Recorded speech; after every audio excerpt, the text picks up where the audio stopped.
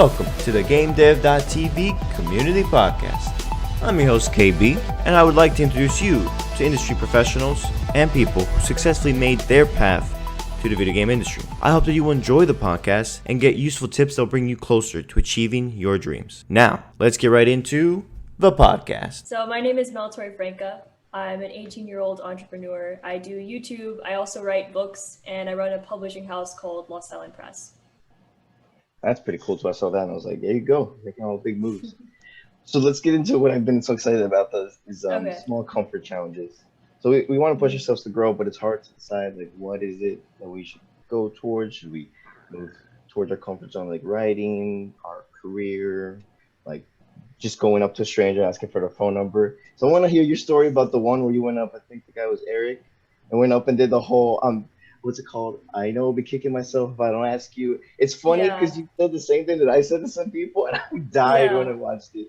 So what was that experience like? And then let's start off where these challenges come from. So they come from the 4-Hour Work Week, which is by Tim Ferriss. And there's these little small comfort challenges basically to get you out of your comfort zone. So one of them is to basically go up to strangers and ask for their phone numbers, which is what you did in the video. So can you describe a little bit about the video and the process? Yeah, so my friend and I, we were going through the comfort challenges in the book and trying to decide which ones to focus on because some of them are really hard to record. And we ended up choosing 2 of them. One of them is relaxing in public, where you go in public places with people around and you just lay down for no reason. And then the second one was to go up to people and ask for their numbers. And I was really nervous going into this. My friend, for some reason, it was pretty easy for her, but I had never done that before, ever. So it was very nerve-wracking. But I did it for the sake of the YouTube video. And after I did it the first time, I would say that it did get easier after that. So if there was no YouTube video, would you have done it? No, I talk about this a lot. I think my YouTube channel pushes me in a lot of ways. My Haruki Murakami video, where I followed this famous author's schedule for a week, that's what my most popular video. It's almost at 1 million views right now. And I don't think that I would have ever finished that challenge if it weren't for the fact that I was recording the whole thing. And I'm like, oh God, this would be a really cool video. I just have to suck it up and finish. And then I remember in one part of the authoring event, the guy said that you like to contemplate life while drinking like jasmine tea or something, or peppermint tea. Yes. So I want to dive into that. So do you always have these like deep thoughts where you're always contemplating like life, what you should be doing with your time and all that? Yes, I would say I do think about existential type stuff all the time. And that's probably why I'm a writer and I like writing fiction so much, is because I can sort of dive into that side of myself.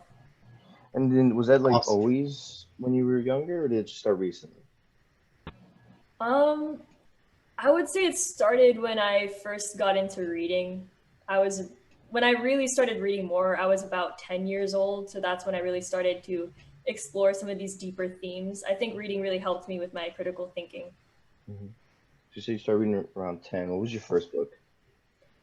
I don't remember my first book, but the first book that really inspired me was The Girl Who Could Fly by Victoria Forrester. I actually haven't read it in years, so I'm really curious about how I would feel rereading it. But at the time that I did read the book, which was when I was 10 years old, it was super dark. And I didn't know that these dark books even existed. And it was a totally new territory for me because books in class were always like these lighthearted sibling fight type conflict books.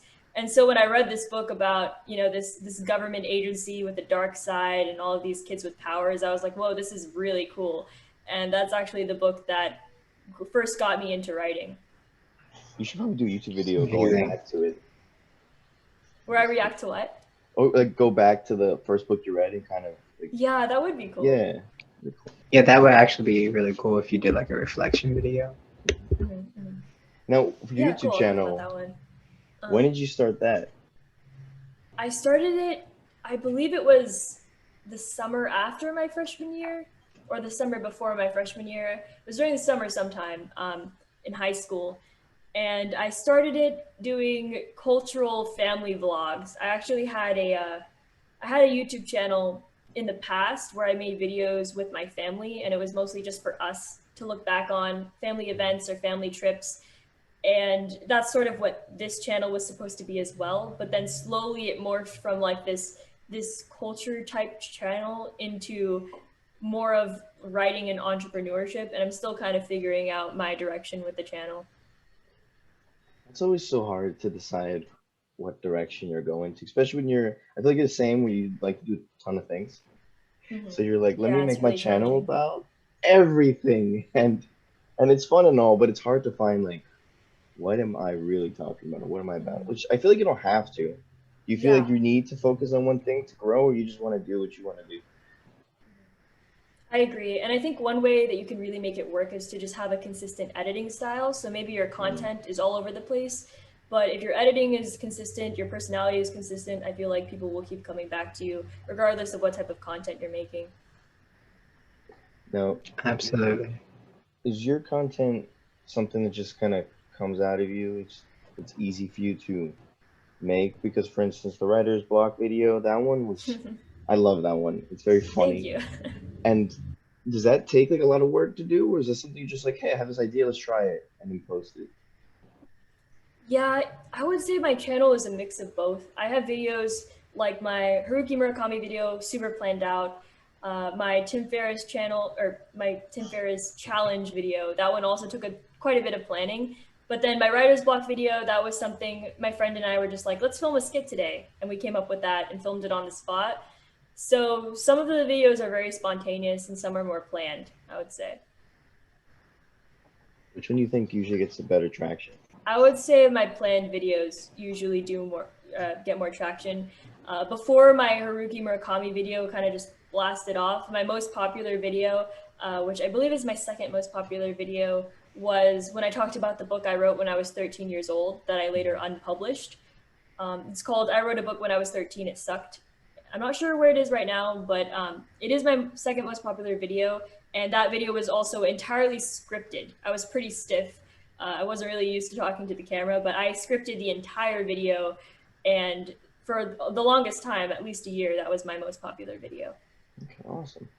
Now, do you prefer not scripting them as much to try, or are you like better at it now since you've been doing it for a while? I've gotten to a point where I like this sort of in between area where I have an outline, but it's not like completely scripted and planned Mm. out. So a lot of times I'll have a pretty good outline and I'll sort of deviate from it while I'm filming, and that's fine. But I like to go into filming a video knowing what I'm making. Otherwise, I've ended up with tons of footage of just me hanging out with friends or doing random stuff that I'm like, well, I don't really know what I can turn this into besides just an everyday vlog. And I like my videos to have a purpose. So going into filming, I like to know what am I filming this for and what type of story am I trying to tell here. Mhm. It's amazing. You just said something very important, purpose. And as an entrepreneur, what do you feel your purpose is? Ooh. I would say that a really big thing for me is storytelling. I love storytelling in all aspects. Storytelling is in business, it's literally everywhere. If you can tell a good story, you can get sales, you can get attention, you can get. Storytelling is the vehicle for business, I think. And so with my YouTube I videos, agree. I try to incorporate stories into every single video. I've studied story plots since I was 10 and really diving into what makes a good story in a book. But I've noticed those same exact ideas apply to YouTube videos. Some of my favorite YouTubers that I watched, I realized they follow a very story-like structure where they have a setup in the beginning, they introduce some conflict, and then it reaches some kind of climax at some point in the video, and then kind of trickles down at the end with a resolution. And those are the types of videos that I'm really drawn to. So I really like storytelling in everything that I do. I definitely agree with that. Because I used to write, well, I still write blogs, but my blogs were more commentary, and then I switched them into covering. I took the subject that I want to talk about and I turned it into like a story of something that I wanted to like explain. And the story got more people could relate to the story because I felt like they could see themselves better in the story form instead of just listening to the commentary. So I definitely see where you're coming from with that. And you're right, because if you watch commercials or TV at all, everything has like a story, especially like the insurance commercials. There's always some type of like story happening to like get you to see why you need the insurance or whatever. Exactly. So I like that. It's really cool. Now, high school and college and life afterwards, people like to, this is like a difficult topic because people put so much pressure that after school, you need to have your whole life figured out. And I know you've done like some topics on this, but what are your thoughts on why people do that? Why do we put so much pressure on our younger generation to have things figured out in such a short amount of time, and so they're set for the rest of their life? Because to me, that doesn't make sense. Yeah, it's really tricky because, especially with the whole college structure right now, going into college, you're expected to know what you're going to be majoring in, what career you want to go after, and then you get this problem where people are constantly shifting to different majors and don't really know what they want to do. And I think I'm very fortunate that I realized at a pretty young age what direction I wanted to go in. But I see it with friends sometimes who are really struggling with figuring out what their path is. And for sure, even though I know I want to do entrepreneurship, there are so many unknowns. And so I've gotten to a point where, people ask this question, like, where do you see yourself in 5 years? Where do you see yourself in 10 years? And honestly, I don't really know. There's a few things that are consistent for me. I know I'm going to keep writing, and I'll probably continue doing YouTube or videos of some kind. But I try not to put so much pressure on myself to have everything figured out and just focus on today. What am I going to do to try to reach my goals? I think it's such a healthier way to go about your life because you don't know. You might be passionate about something for a year, and then after a year, you're not, and so you do something else, and then you might make more money doing that or make less. It doesn't matter because you enjoy it more, and you just don't know where life will take you. And I feel like people get stuck thinking out of fear, I feel like, in certain situations, and then they stay there forever. Like, oh, well, this place is safe because I've been for a while. This job is safe, and well, this is all I ever know. It's interesting, all these dynamics. I also want to dive deep into how you discovered that, because you said some of your friends haven't found it. How did you find out what you want to do at your young age? Were you just researching stuff? Were you reading different books and said, this is what I want to do? Like, did you feel like you had to go outside of comfort zone to find your thing, or it just came to you? It was a very slow process for me, I would say, because I was super passionate about writing at a young age, and I never really recognized that, or I tried to not recognize it because I was a pretty good student, and I always saw myself going into a more competitive career, more of these respectable careers, not really becoming an artist or, a writer type thing. I always kind of looked down on that because that wasn't really considered, or by a lot of people, that's not really considered a stable career or very respectable for a lot of people. So I really struggled with accepting that I enjoyed writing and I enjoyed, entrepreneurship, and I didn't want to work for anyone else, and that maybe I didn't want to go to college either. So it took me a really long time to realize what my passions were. But I think when I finally accepted it, although it was really hard to make that decision not to go to college, it was kind of like this awe-striking moment where everything just came together. And I was like, I've been doing this since I was 10. I've been making videos, I've been writing, like this is what I need to be doing with my life. And if I go into something else, another field, I'm going to still be doing those things, and maybe, I'm not going to have as much time to do them. Now, you said something very profound, which is you tried not to recognize it. I don't know if you were going to mention that, Malachi, but that, like, when did you realize that? Was it like recently, or you were looking back and be like, was I just trying to shield myself from this because other people told me I couldn't do it? Or was it? Like...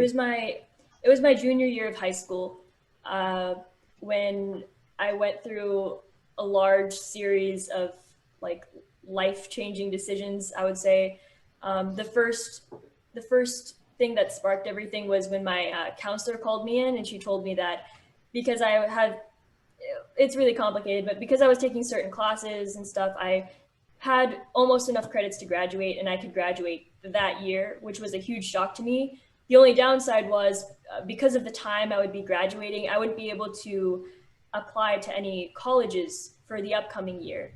So I would either have to take a gap year or I would have to go to the JC. And neither of those things appealed to me very much. And so I was really thinking about pretty much what happened was I was really confused about where I would be the next year and how college would work and where I'd be going with my life after that. And from there, I kind of started to rethink my major because I had just published my debut novel, Leaving Wishville. And I realized how much I enjoyed the publication process, the marketing of it all. I started my publishing house and I was like, well, maybe I want this to be something bigger than just a tiny side hobby for me. And I decided that I wanted to study business. I took a marketing class. I realized I didn't really learn anything in the marketing class. And then I started to second guess, like, how much am I going to learn in college? So it was really hard for me to first make the decision to major in business, and then from there, make the decision to not go to college at all. It's really funny because sometimes growing up we're pushed into these archetypes of like who we have to be, and it's like we can't develop our own archetype. We have to fit into someone else's mold, and it gets very frustrating for people who, like you, I see you're very creative and you want to harness and direct that energy yourself and not have someone else do it for you.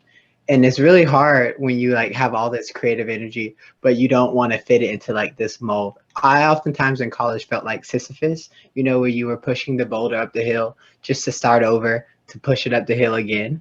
And so I was just like, what do I really want to do? How do I really want to like become? And I find it very remarkable that you like embrace the hard questions, because they are hard, because you're going to disappoint people around you because there's certain expectations on you, but it's the most important to be true to yourself. And I find that like admirable.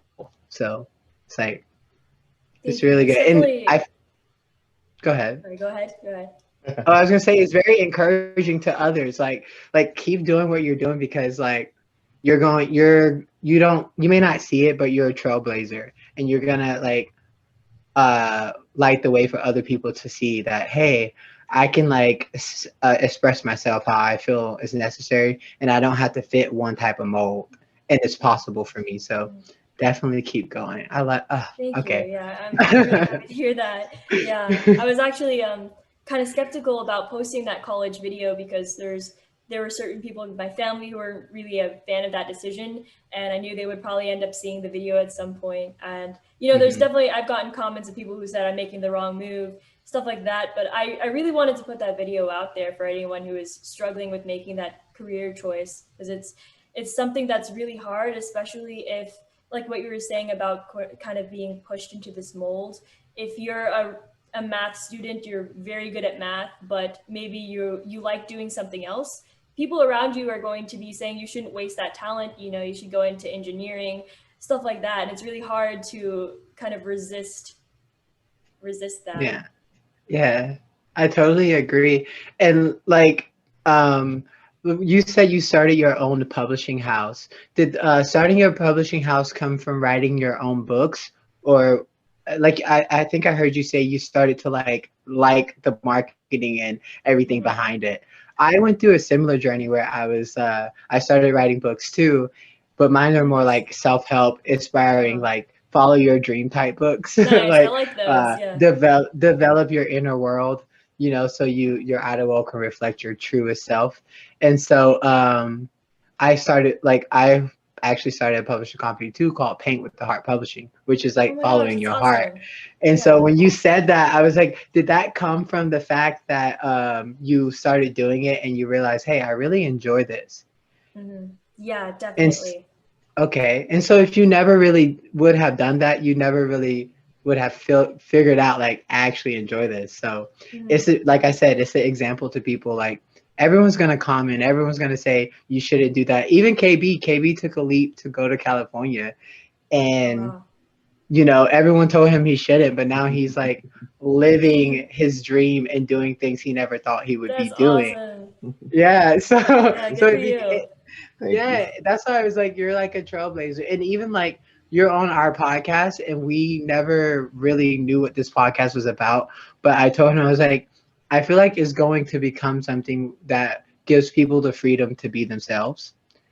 And you're an example of that. So I just wanted to take a moment to say thank you for coming on. Gosh. Yeah, Thank you for you having really me. are. Like, yeah, you're like the definition of like what we set out to impact and to show that's capable. We call it connecting greatness. Like, and the next generation, podcast revolution is connecting the generations of, this is how it was done, but this is how it can also be done too. And you're a very great example of that. I just wanted to point that out. But we can, KB, you can go ahead. I love your podcast mission. That's awesome. Yeah, it's when I watch your videos, I basically saw a reflection of myself in a way, because I don't know how you handled it, but how do you handle when people constantly say no, you can't? Because my way was just like, I gonna do it. I was stubborn. But like when people say no, you can't do this, or it's too much money, or you should go to school, or even if you go to school for this, why are you gonna go to school for that? Like it feels like everywhere you go, somebody's gonna say no. And how did you handle that? How, or did you just ignore it? 'Cause that's probably what I did. That's a tricky one. It's I not would easy. say in the beginning, it definitely would hit me. Like it would hit me pretty hard when I get those types of comments or messages from people. But I would say it sort of becomes something that you become immune to over time. Yeah. And I've noticed this with writing as well. When I first started to put my work out there and I would receive criticism, like it would hurt really bad. But the more I did it and the more I put my work out there, the more I started to get used to criticism, whether it's constructive criticism or just full on, I hate your stuff type criticism. You really get that? And yeah, I that definitely happens. Yeah. So I think, Hate's just a the strong more you word. It is I what hate it the is. work. It's like you're following me. You're reading my books. There's many. Like, why do you? It's not really that they hate her. It's the fact that she's doing what she's loved to do and they're not. And so it's a reflection of what they're not doing. But no one really looks into the psychology of why, but It's just too much. Go effort. ahead. I couldn't do that. Yeah, well, it's definitely something that happens when you put your stuff out there. And I think the more you do it, the more you learn how to handle it. Right. And it's kind of something that you just have to go through in the beginning. I think there's no way to really avoid feeling bad when you get those types of messages. It's more like you just have to push back as much as you can, and eventually, it's just like a flick of the finger. Yeah. I think you build up the mental or the emotional endurance to just be like, okay, well, you feel that way. You don't like it. You can continue and do something else. Yes, There's a lot of things that other people can consume. You don't need to consume my content if it's not for you. Yeah. But I feel like that comes with emotional maturity, because you do want people to like your stuff. You put a lot of love and passion into it, but you also have to like disconnect yourself from feeling the need to like have their approval. And that's a work. It definitely is work. How do you feel that do you feel like your family accepted your desire to not necessarily go to college but pave your own way, or did you come up with a little like obstacles from them? I would say my family generally has been very supportive, but it did take time. I had to really prove that I wasn't just making like a spur of the moment decision, and that I put some thought and time into this. And I think the number one thing that helped was being confident in my own abilities as well. Because I think if I went up to them and I was like, guys, I'm thinking maybe I shouldn't go to college, maybe that's not for me, I feel like they could easily, be very skeptical of this decision. It's like, wow, you don't even believe in yourself. No, you're going to college type thing. So I think just being more confident and really knowing that this was the right choice for me going into it was a very big factor in, getting support from my family and friends. It's tough because your family was very supportive. When I first started doing things on my own, I almost felt like running away because of how the clash of like, you're not doing what we want you to do and you're supposed to. But I guess you gotta stick it up and say, hey, I'm going to do this. I'm gonna plant my feet here and say, this is where I'm going. Either you can support me or not. But it's hard. It's you get faced days where you just want to like cry your eyes out, or you feel like giving up. And I don't I don't think it's for everyone too, which is sad because I feel like everyone should have the comfortability, the stress free, the love and support to be able to do what you want. Now you go. I was just gonna say it's really unfortunate that some people have a hard time getting family on board, and it almost comes down to this no compromise situation where it's like, oh, it's the career you want to do or it's us as your family, and you have to choose a side. And it really sucks when people find themselves in that situation. I've had some friends who wanted to pursue entrepreneurship and drop out of college and had some amazing ideas, and their family what was not into that idea. So that's definitely a hard challenge that a lot of people have to go through. It's really true. And I feel like with the whole thing, it's all just a growing experience. And even like probably within the last month, you've probably grown a lot. Can you think of one way you have grown in the last month with everything that you're doing? Oh gosh, definitely. Tough question. Actually, it kind of relates to the recent topic about dealing with criticism of your work. I would say that's been the number one thing I've been dealing with this month. I have been putting a lot of work into marketing for my new release, Capsule, which is coming out in July.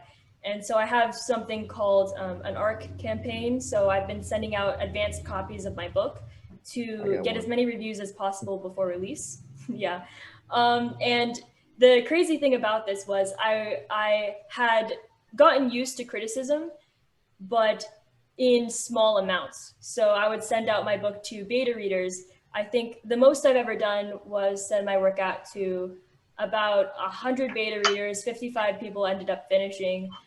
And that was okay for me to handle because I got, 55 people giving me feedback. But for this ARC campaign, I had within an hour 200 signups. Now I think there have been hundreds of downloads of my book, and it was a lot of pressure to realize how many people were reading my book at once, and to get in reviews that now this isn't just beta reader feedback, this is people's thoughts on the final finished piece, and I can't change anything or anything major.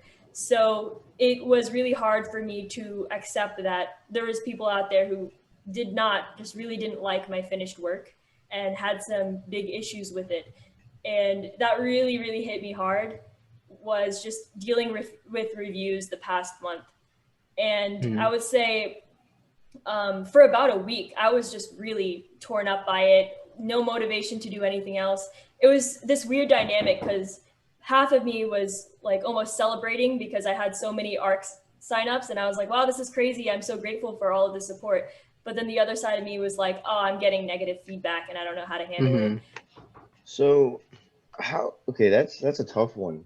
Deal with so much criticism and stuff. But let's start off with, what is your book? Didn't you write it in a way that's not really normal from what I think you posted something about it and you were trying something new. So let's start with like, what is the book? What makes it special? And then we'll go from there. It's very genre bending. So it's I call it a sci-fi thriller, but it's kind of like this weird, it could also be a mystery or magical realism. So it's hard to attract the right people because I feel like it's kind of this weird, like multi-niche book. But one of the biggest things that I do in my books, and I did this with Leaving Wishville as well as Capsule, is I have very open-ended endings, and my books are kind of on the darker side. They're not like these lighthearted books, and my characters are considered in some ways kind of unlikable. That was what I really experimented with in this book, was how horrible can I make these people, but actually keep readers to care about them. So there are a lot of things in this book that I think turn a lot of people off from it, but it was the story that I really wanted to tell. And the people who do connect with the story have said amazing things about it. So I'm happy with how it turns out, and I think how it turned out. And I think if I had toned down any of these elements that some people don't like, it wouldn't be as meaningful to me as it is now. Well, yeah, because that's important. Phenomenal. It's beautiful. It's like looking in the mirror sometimes when we're interviewing. Right? Sorry, my sister had to pick something up. No, you're No What were you good. saying? worries. We were just saying it's like looking in the mirror because you like Yeah. somebody came and knocked on your door. That's happened to me once. And I was like, no. And then also just a Yeah. story. But okay, Yeah. so back, what was I saying? Oh wow, wait a minute. Give me a sec. He was asking you about the book and Uh, how you were saying it wouldn't be meaningful to you I if you got wrote it. it in a different way. There you go. There we mhm, go. We're back. Yeah, because I feel as though whether you get opinions from all these vast amount of people who think they know how to do it better or not, some people do have great feedback, but they mhm, don't understand it the way you do. mhm. They can't write it the way you want to write it. They can't maybe get the same like vision, the same detail. They can't just it doesn't mean as much to them. So for you Right. to like not write it the way you feel like you need to write it for yourself would be hurting the gift that you have of yourself. Like it Mhm. maybe doesn't hit some people who are reading the hard copies, but maybe once it's released, it's gonna hit a lot more people than you could have Mhm. ever imagined because you only got a small group, even though it's a lot of people you just never know. And that's why I don't think anybody Yeah, should ever change their work based on other people. Like they can get, feedback like how to make definitely. it better. But Right, just right. sometimes it's like, no, just do it. Just kind of like not Hmm. going to school. It's like I'm not gonna do it. And I'm gonna write this book the way I want to write it. And Yes, it's exactly. better for it. So Hmm. I'm glad that you did that. And I'm sad to hear that you took like a week to like, decompress and like deal with the some of the comments. But yeah, I mean, if you're not doing work that like if you're not doing great work, then like for instance, if nobody's giving you back feedback, then that means you're not pushing the boundaries of things that need to become. Like you Right. might actually be doing something that might change the way books are told or like genres are told.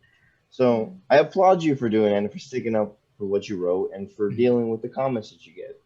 But it's Thank you. tough. Like I don't. How do you Yeah. handle a week of being like that and then saying, "Okay, I'm done with that. Now let's go and continue writing"? Because like a week's a long time. Like I feel like they can develop bad habits. They can Yeah. start like yeah. So how do you go from that week to where you are now? I actually had an interview with an author, and this was, I think, about a week after I had released art copies, and she she really struggled with this as well when she had Mhm. published her first book, because she writes books about very controversial topics. Mhm. They're quite dark. Some of the topics are very sensitive for certain people, and um, sorry. It's okay. Yeah, so some of the topics were pretty sensitive, and she got some harsh criticism in the beginning.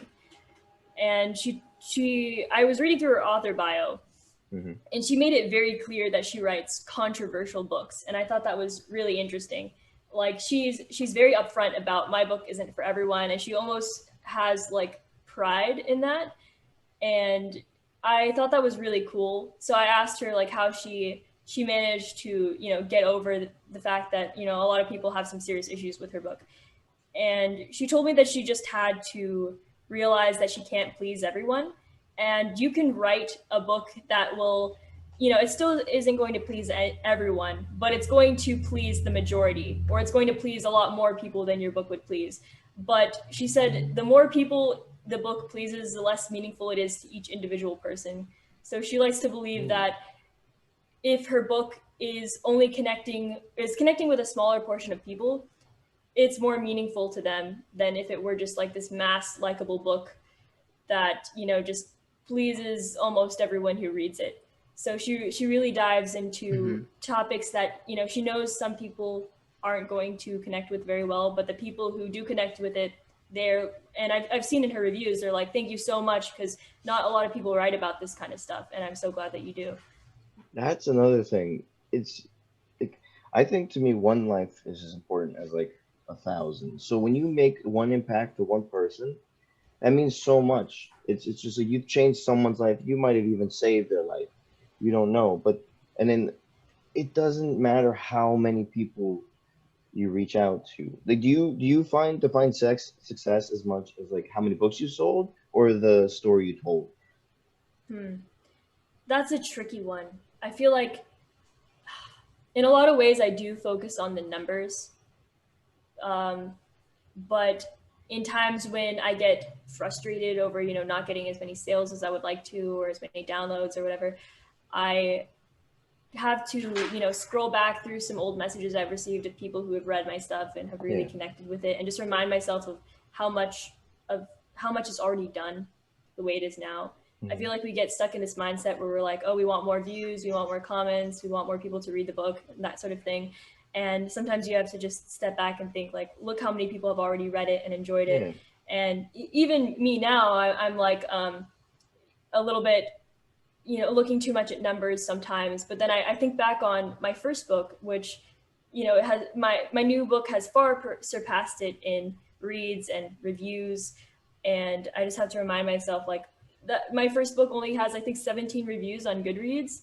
And, I've already come so much further since then. So I guess you just have to remind yourself of how far you've already come and how many people you've already connected with through your work.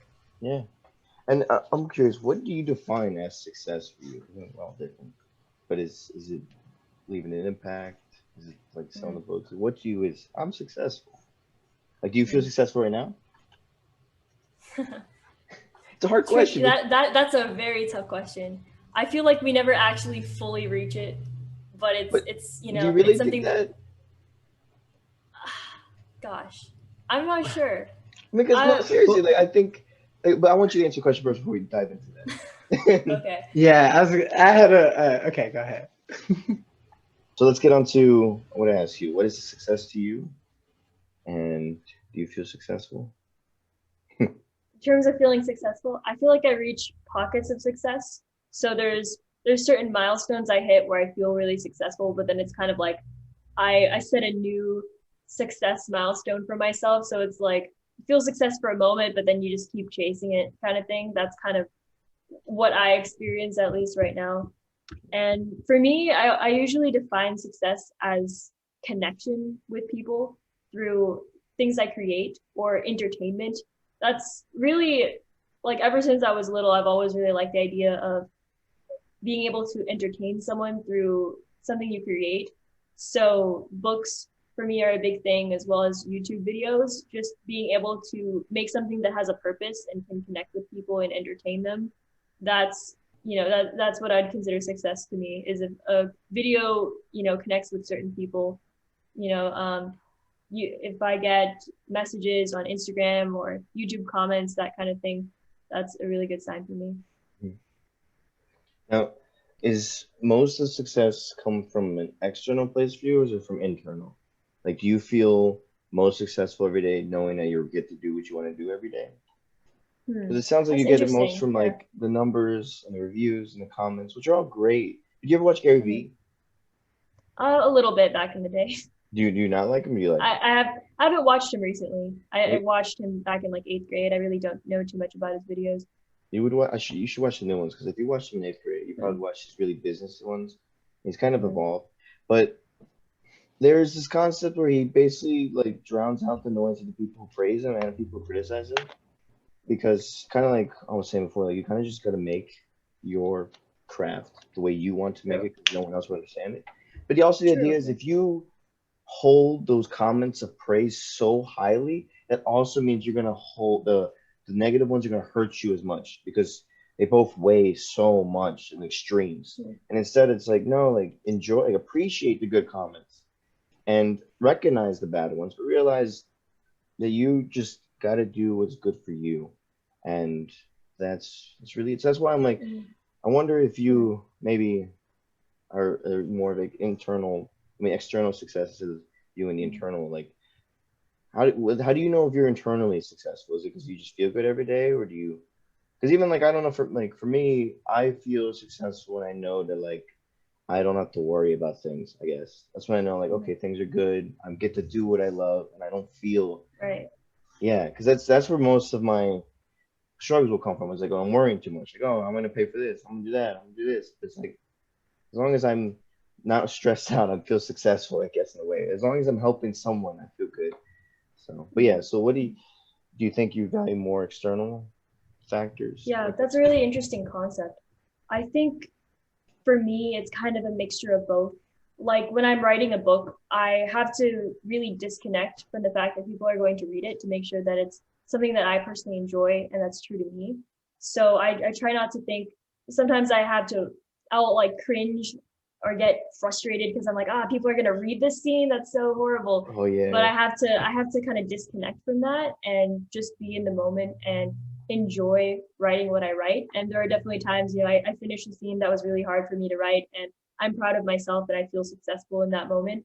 But at the same time, I also know that I'm not the type of person to create things without sharing them. I really like to put my work out there because it may connect with people. So I would say that I do really value the fact that I can create something and have it actually reach people. That is something that I definitely value as well. I don't think that I would necessarily do all the things I'm doing just for myself and not post my YouTube videos if I make them and just watch them myself. That's not really my style. Yeah. But, I appreciate the process and appreciate creating something. And that side, I would say that's sort of my internal success, is making the piece and going through that creative process. But then I also value the success of, putting it out there and having other people enjoy it as well. And I'm also curious to wonder, I think you did a discussion with your sister about this, but how people view maybe you not going to school, like if you're qualified to write, if you're qualified to Right. do this, like why do people view entrepreneurship as something that's not legit sometimes? Like it's a waste of time maybe. Mm, mm. Huh.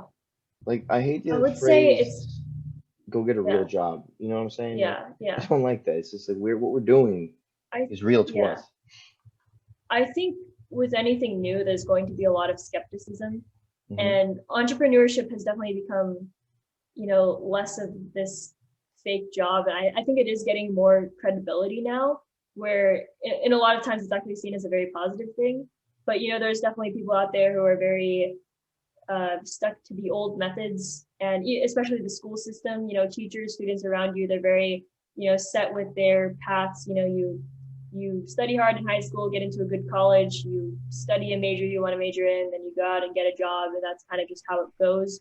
And so it's really challenging when you make that choice to pursue entrepreneurship, and it kind of goes against everything you've grown up with. It's not. I feel like a lot of people make it out to be like you're passionate about this, and everyone around you is kind of against it. When in reality, I feel like there's kind of that inner skepticism as well, where you're like, I don't know.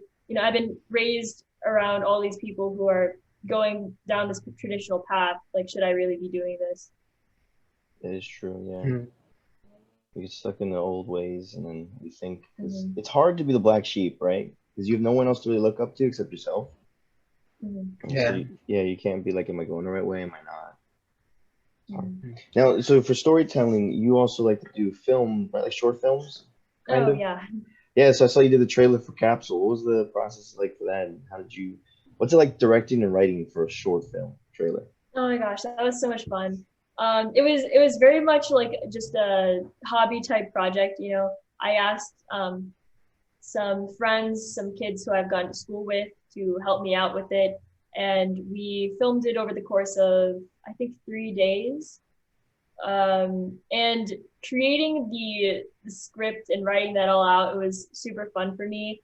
I get a little bit conflicted sometimes because I really like making videos, and I also really like writing. So I'm like, maybe I'm more of a screenwriter. I don't know, but I definitely did enjoy that process, and it was fun to be able to create my own version of what I've written. And it's not exactly how I imagined it, but it's as close as I can get it, and I'm pretty happy with how it turned out. No, yeah, I loved it. I watched That's it like 3 amazing. times. Oh my gosh, thanks. Yeah, no problem. But maybe one day you should try screenwriting.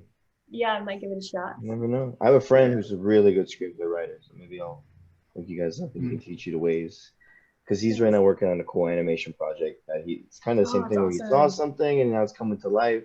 And even I'm like, wow, it looks insane. It's really cool looking. And it's just cool seeing your vision, your words come to life. So now another thing too, what was the feedback for the trailer? I'm curious. It was a lot more than I was expecting. I premiered the video. I think that's the first video I premiered on my channel. So people knew about it before it came out. And there were about 60, 50 something people who showed up to watch it live as soon as it premiered, which was really cool because I got to like interact in the chat. And I think people really liked it. There's definitely some, you know, subpar book trailers out there. So I really went all out with it. Yeah. Yeah. I love it. And then you had the behind the scenes video where you're just like recording. Yeah, that was super fun. That was so cool. Yeah. That's so cool to get to work on a project with your friends and just hang out. And yeah, it's really fun. Yeah. And then I was gonna say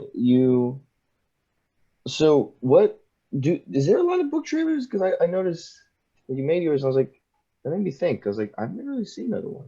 Is it like something that really adds more into the marketing, or is it just something fun you wanted to do to add to the book?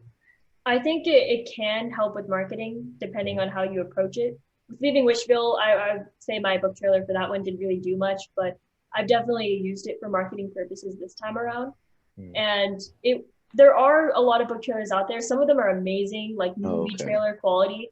And some of them are more like just, you know, simple gradient with text and music. So there's a whole range of them out there. Nice. And now for your routine, do you feel like you have to have a strict routine, or do you kind of just do what you feel is natural throughout the day? Because I know you did like a 50,000 word challenge per month. Yeah. I do that quite a bit with my books. I would say I do have routines, but I don't keep them consistent throughout the whole year. Definitely not. So like when I'm in a writing mode, I have pretty structured routines. Like when I was editing for the first couple of weeks of May to prepare for ARC reading, it was pretty consistent. I was sleeping around the same time, waking up, writing. So my schedule was pretty consistent. But and same when I do like the 50,000 word challenge, writing becomes a bigger part of my day, so it's typically more structured. But lately, right now, since I had spent so much time in like this structured schedule of writing for so long in May, and I was just very busy. Like, yes, I was productive, but I just need some time to chill for a bit. Yeah. So I've been mostly just working when I feel like it. I mean, I'm still getting a lot done. It's just very unstructured. Sometimes I'll stay up super late working, but then I'll sleep in the next day, and it's kind of just like filming, just random whenever I feel like it. I'd say it's a mixture. Yeah. And another one of my favorite videos is one you talk about you're 18 now, and then you ended it perfectly. Yeah. And that's another thing too. You were talking about maybe you feel like you have to just post to post. You don't want to ruin the streak. So when does it become like, I'm doing this because I love it and not because I need to do it? Like, as of like right now, going forward, what keeps you growing towards like becoming a better person, becoming a better person, like greatest version of yourself? What is it? How do you feel about like making new books? Or what keeps you keep going? What is that thing inside of you that says I need to keep doing this? I feel like with YouTube, but especially writing, it's something that I can't imagine myself not doing, because I get all these ideas, and it's kind of like they kind of haunt me until I actually make them become reality. That's typically what happens. So I would say I can't really pinpoint what exactly it is, but it's just like I love seeing my ideas come to life, and I don't see myself ever just ignoring those ideas and pursuing anything else. And like I said, if I were to pursue, you know, a more traditional type job, I can't imagine myself not doing these things on the side, because it's just what I absolutely love doing. I love when people are passionate about what they're doing, and instead of saying I'm gonna do it later, they do it now, like you're doing. Yeah, so don't ever stop that. Now I want to get a little bit into writing before we slowly wrap it up. But what advice would you give for anybody who wants to be a writer? Who's like, hey, I'm 12 and I want to write, or 20 or 40 or 50. Yeah. What would you tell? What would be your advice? The number one thing that people would message me or comment is they're concerned about their age, which is really correlated to a lack of experience, or they think they're either too young or they're too late to hop on the train. And it's just this fear that they're not good enough, or that they don't have enough experience. But the only way you can get experience is by actually doing it. So I say, just start now. If you feel like writing, just do it for fun. And who cares whether or not you have perfect grammar or perfect spelling, or I could not care less whether or not I have advanced vocabulary. That's also a concern I get a lot. You can tell a story really well, regardless of what level you're at.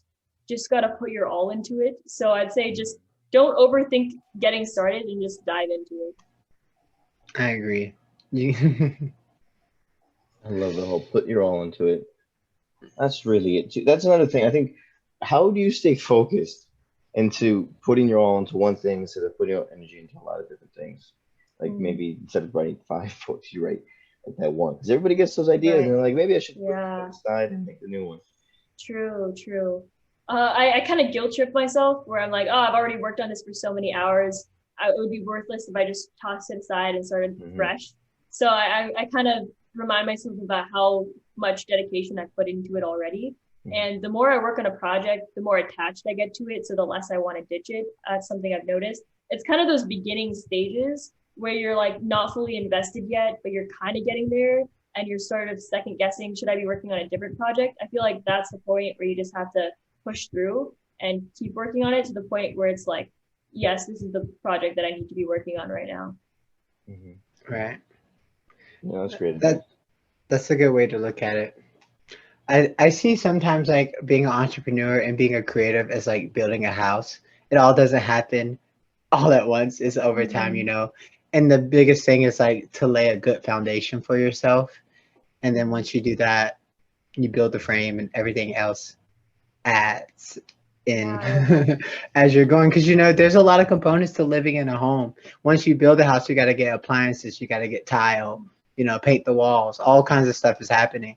So it's like, it's levels to growing and I guess developing a project. And so that's what I had to tell myself. And that's what I tell everyone else. I was like, don't get discouraged, because it's going to take, you don't realize how much goes into something until you actually start doing it. Yeah, definitely.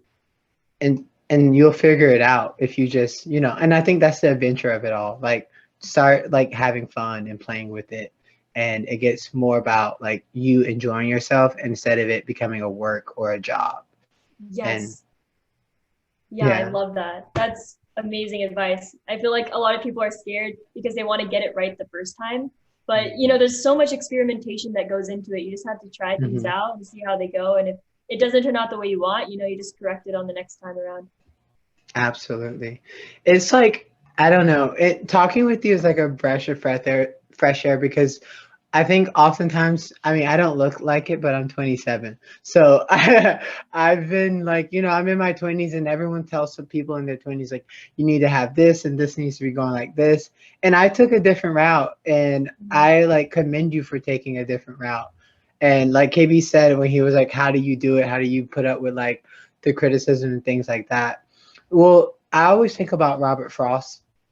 Where he talks about there's 2 paths diverge in the forest, and I took the one less traveled by. And sometimes when you take the path less traveled by, you got to move the sticks and things that might be on the path out of the way so you can keep going through that path, because no one has really traveled it before. And I always recommend to like other creatives is to just create, because I feel like we are like lighthouses, and people will be able to see themselves in us. Like if they're out to sea, like the world is like sea and everything's happening, you are a lighthouse, and you allow people through your work and through your storytelling to see themselves, and to see and to give them direction. And you're not here to give everybody direction. You only give the ones who are seeking direction, and they connect with you.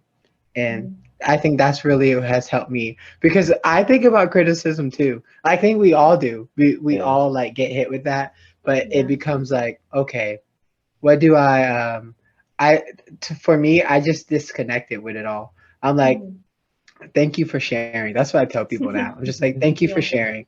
Like, just thank you for sharing, because like you're gonna give me like, you're gonna tell me what you think about it anyways, and whether or not life's gonna keep going on. So it's just, for me, I can't like I can't get caught up in it anymore. So I just, to help me disconnect, I'm like, thank you for sharing. I appreciate that. Whether it's good or bad, I'm just like, thank you for sharing. you know. True, true. Yeah. Like That's it an really awesome like, mindset. And I yeah. love the analogies you use too. I Oh, do thank love you. the seed in my husband. Mhm. Yeah. I mean, I just like, for me, it's just something you start developing over time. And Yeah. I decided that I wanted to be an empowerer. And so I wanted to empower the empowerers. So people like you who write and who tell stories and do the things that they want to do artistically, I think that's very important. And Mhm. especially in this day and age where we're living in, I think self-expression is very important. And I realized Mhm. that in order to really tell someone to something else, you have to embody it.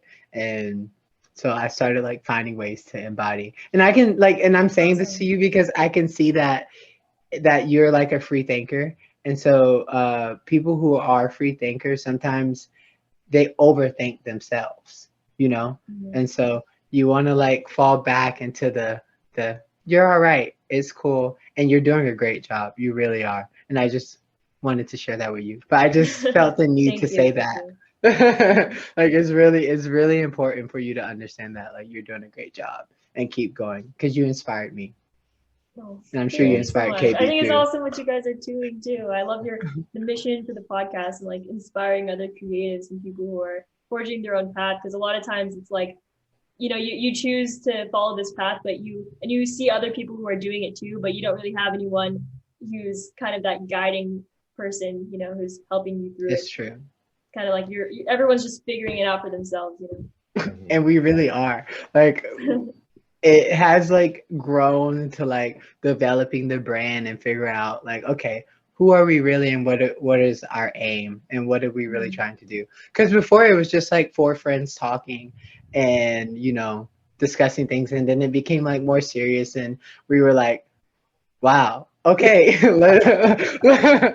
Okay, this is serious. So now we became more serious. And like you were saying earlier, like you just start figuring out, okay, I need to do this and this requires this. And it is Yeah. just welcoming the journey and going on the Mhm. journey. And Yeah. that's so cool. I also had a question. Where can I find your book? The Yeah. one you The just recently released? Oh no, she yeah. releases it January So 10th, right? it releases on July 10th, but our copies Okay. are available right now.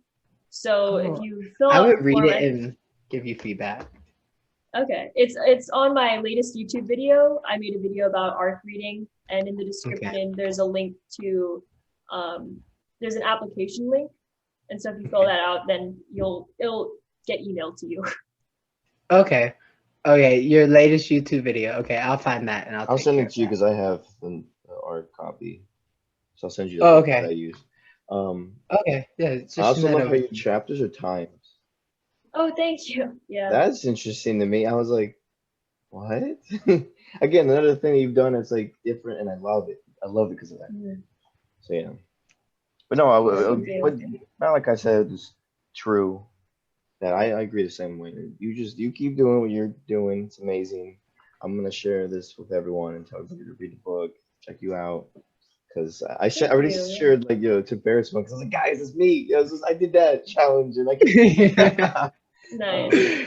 But um, yeah. so we have a question that we usually ask. We're going through the galaxy and there's a billboard. And on this billboard, it's your words that you want to tell everyone in the galaxy who could see it. What would you say to them? I would say just go for it. Just get Oh, started. love it. Yes, I love it. Beautiful.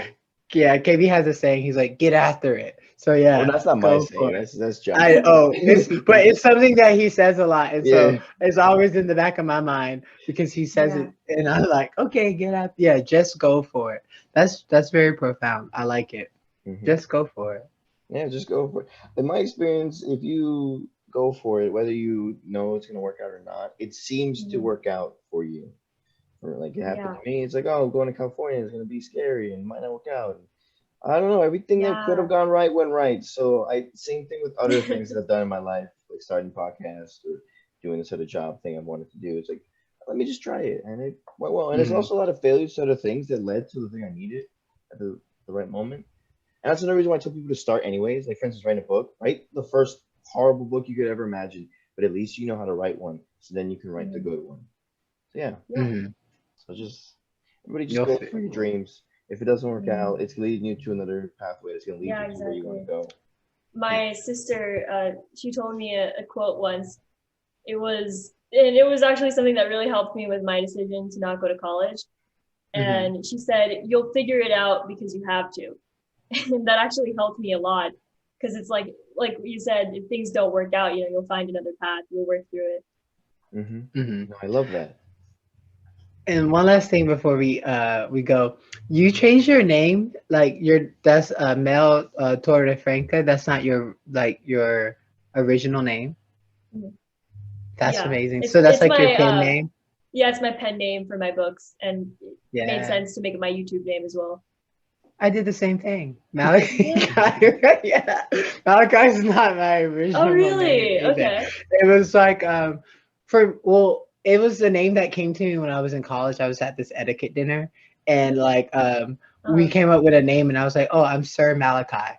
And one of my friends, she was like, "I'm Lady something," and I don't know. It just kind of stuck with me, and it just became that's awesome. Yeah, and so I just related to that when you first said it, and I wanted to throw that out there. I'm like, that's really that's really cool. I love my pen name. People are still adjusting to it. Yeah, everyone's still adjusting to it because they're like, who's Malachi? Is this a new person? And I'm like, no, it's just someone I've always been. You guys are just getting to know that expression. I actually all of my personal, I used to have like my main Instagram, and then I had the personal one for school, which I ended up deleting because I don't really I don't need more time on social media. Right. So I have my only social media accounts are like my Mel Torrefranca ones, and sometimes kids from school, they're like, "What?" Yeah, like it's a different name. Yeah. Where did it come from? So Mel's actually a nickname I went by quite a bit in high school because my full name's Melissa, and then Torrefranca is my mom's maiden name, so that's where I got that. Oh, okay. That's cool. And you just connected them together, you wanted to show your mom's heritage, or how did you connect that? I would say in the beginning it was definitely to connect with my Filipino side as well, because I was this was supposed to be like this cultural channel and me traveling and stuff. Which it isn't anymore, but it's definitely stuck with me, and I really like the name Mel Torrefranca now. I like it. I like it too. It's it's really cool. It's one of those things that at first you're like, I don't know if it's gonna work out. These are the reasons why I made it, and then now me as an outsider coming in, it's a perfect name. In fact, I didn't even think it would be something else, but it just fits perfectly. It sounds good. Yeah.